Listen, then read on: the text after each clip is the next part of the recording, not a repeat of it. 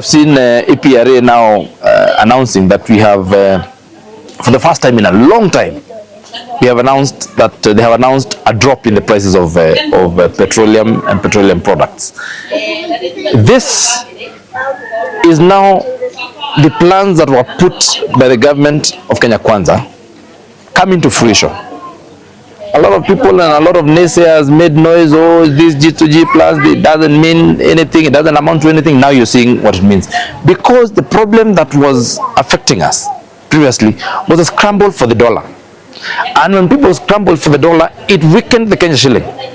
What that in turn meant is that when any of the independent oil marketers were going to buy oil in the world market, their dollar was constrained. When you see people saying, oh, a barrel is 69 shillings a dollar, how much was the dollar at that time against the Kenya shilling?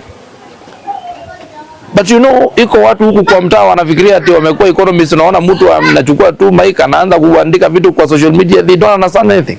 Lakini hatuwezi sema it's not their fault. Because if you don't know and you don't know that you don't know, then now you are what we call a complete illiterate.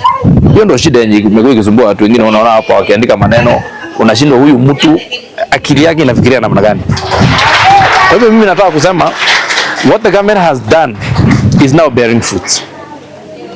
And we anticipate, because the dollar has now stabilized, it is not as volatile as it has been, and you know this has been caused by a lot of people who are now the gatekeepers of all the dollar that comes together in one block, which is KTDA. And we have had people who have been making sure that who have been trading with that dollar and hawking the dollar in our markets, and therefore warping the market forces of demand and supply.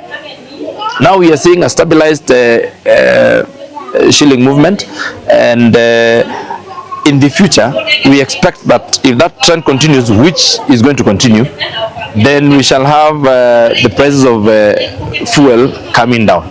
We even anticipate that the shilling is now going to start gaining strength against the dollar, occasioned by the banning and making it very difficult to import very necessary supplies and home supplies that have been able to be, that could be found within the country, that we have been importing. You know, when the president said that kama uwezi kulala kitanda yenye imetengenezwa hapa ulale chini, a lot of people thought it was a joke. He meant that the money that we are losing, and I have told you that we have been losing over 22 trillion in a year into importation. All that money is competing for the dollar, and that is why the dollar has been rising, and there is nobody who's bringing in money in dollars. Can you imagine? We have gotten to a point where now we are relying on people repatriating dollars from other countries.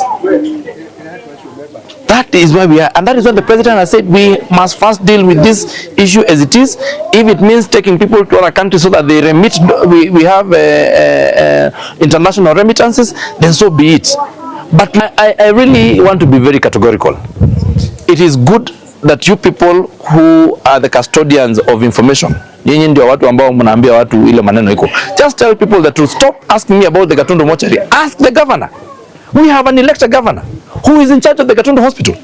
Why do you want me to comment on those issues? I have tried to do the little that I could, even without the infrastructure of the legal infrastructure.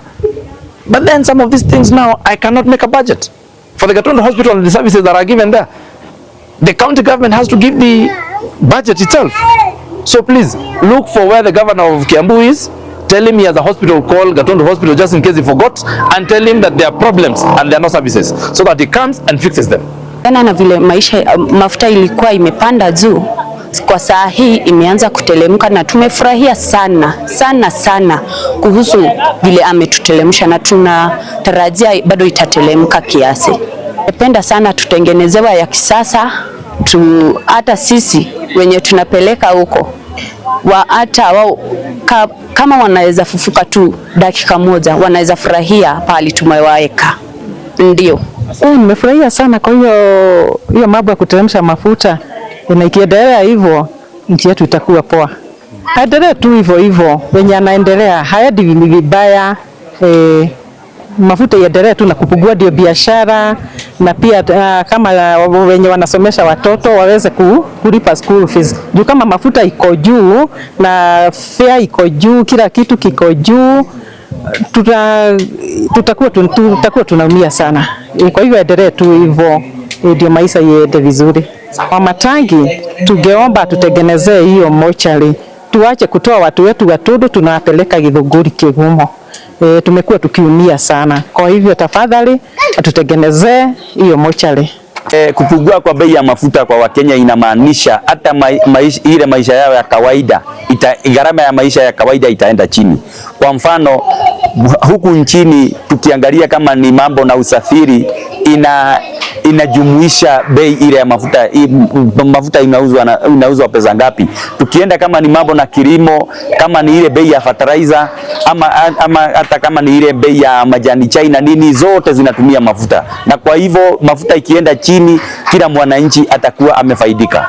Sisi kama wajumbe ambao wanahusika na ugatuzi kule County Government of Kiambu, tumeweza sisi kama wale wa Gatundu, MCs wa Gatundu ama wawakilishi wadi wa Gatundu Kusini, tukiwa wote wanne, tukijumuisha Joe Kigara wa Ng'enda, Mheshimiwa Kahura wa Kiganjo, Kungu Smart wa Kiamwangi na mimi mwenyewe wa Ndarugo, tumeweza kuketi chini na gavana Kimani wa Matangi na tukamwambia yale mambo ambayo watu wanapitia kule Gatundu mochari, na akatuahidi ya kwamba atapeana kandarasi ya milioni 50 ili hiyo mambo hiyo ikirekebishwa. Na kwa hivyo kitu yenye tunangojea sasa hivi ni mwanakandarasi ambaye amepewa kandarasi aweze kufika pale na anzize ile mradi ili mambo iwe sawa.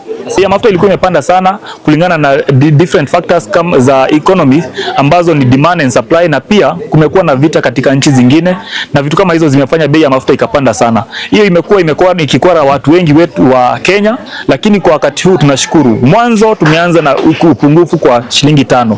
Nina imani kuwa hiyo bei ya mafuta itashuka zaidi na watu wetu wataweza kuishi, uchumi bei ya maisha itaenda chini, kwa sababu mafuta ndio inatumiwa katika kutengeneza vyakula tunavyokula, katika transport na mambo mengine kama hayo. Bei ya mafuta inaposhuka inamaanisha kuwa bei ya maisha pia itashuka, kwa sababu mambo kama hayo yameshughulikiwa. So tunashukuru serikali kwa yale mambo yanafanya, lakini kama jinsi Mheshimiwa Raila Odinga alivyosema kuwa bei ya mafuta inafaa kushuka na shilingi 50. Tuongee tu ukweli kama binadamu. Bei ya mafuta haiwezi shuka tu mara moja kwa shilingi 50, kwa sababu there are other factors that are involved in between. Sio kusema tu asubuhi unaamka bei ya mafuta imeshuka, lakini the body that is involved, EPRA, inafanya kazi yake, na nina imani kuwa miezi 4-2-3 inayokuja bei ya mafuta itakuwa imeshuka kwa bei ya shilingi 100 na kitu kama ilivyokuwa hapo mbeleni.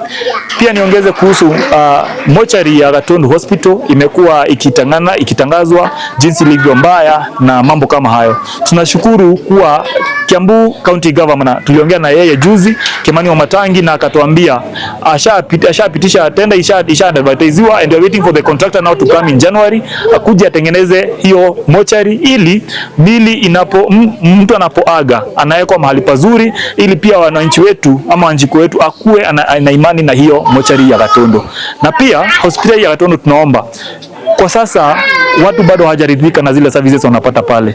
So far Kiambu County imejaribu kidogo, lakini pia there are some gaps that need to be filled. Unapata watu wengine wanaenda pale hawapati dawa, wengine wanaenda pale wakitaka kufanywa scan hawapati. Lakini tunaomba na tuna imani kuwa Gavana Kimani wa Matangi atafanya kazi hiyo na atahakikisha kuwa kila mtu anapoenda kwa hiyo hospitali anapata huduma anayohitaji.